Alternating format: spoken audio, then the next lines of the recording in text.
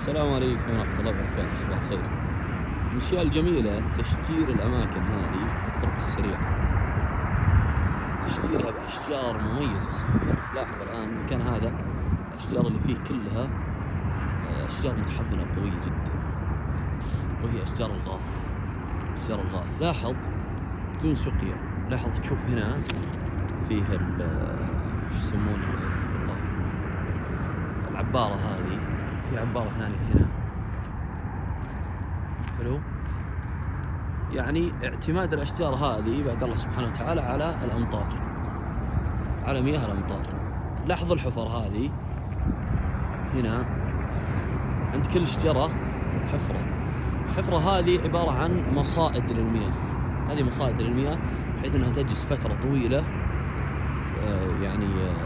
تجلس بالحفرة هذه بعد المطر. ممتاز. طيب الآن عندنا نوعين من الغاف بالمكان هذا، اللي هي الغاف الخليجي يسمونها الغاف الرمادي، والنوع الثاني الغاف الأحمر. وش الفرق؟ ما تقدر تفرق بين الشجرتين أبد. يعني هذه الآن هذه غاف خليجي، غاف رمادي. شوف عبد الرحمن يجمع بذور. هذا الغاف الأحمر. طبعا هذه ما هي مقلمة، ما هي على ساق واحدة، فلذلك طلعت على عدة سوق، وكذلك هذه بعد حتى هذه. فالأفضل بالشجرة أنها تقلم وتصير على ساق واحدة فقط. أبعطيكم الفرق بينهم. ما في فرق لا بلون سم. البذور عندك أكثر شيء؟ بيض الله وجهك. شفت الفرق بين الغاف الخليجي والغاف الأحمر؟ بالبذور بس، ما في فرق لا في شكل الزهرة ولا بلون الجذع ولا بلون ورقة. أبشر شوي دقيقة. الآن هنا أنا بنلاحظ بذور الغاف الأحمر. شوف بذور الغاف الأحمر،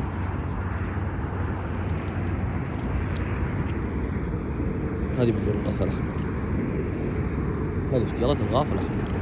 ناظر شكل الزهرة، ناظر شكل الورق. تجي للغاف رمادي خليجي، نشوف شكل الزهرة، شكل الورق مرة متشابه، بس تعال شكل البذور مختلف. ناظر شكل البذور. طبعا هذه ما استوت البذور. شوف هذه بذور مستوية، ناخذها. شوف الفرق بين بذور الغاف الأحمر وبذور الغاف الخليجي. طبعا كلها متهدلة، الشجرتين كلها متهدلات نازلة، تصير نازلة الأغصان الأوراق. دقيقة دحوم. ممتاز. التهدل هذا بعدة أشجار، من ضمنها أشجار الغاف. كذلك من الأشجار اللي تتهدل لا إله إلا الله، اللي هي شجرة تمر العبيد، اللي يسمونها شجرة تمر العبيد، اللي هي لا إله إلا الله اسمها الهجليج، أو بعض الناس يسميها اللالود. متهدلة. كذلك شجرة السرح شجرة متهدلة. شوف الجمال ما شاء الله تبارك الله. يعني الصحيح فيه وعي الآن كبير جدا في اختيار الأشجار. اللهم لك الحمد والشكر.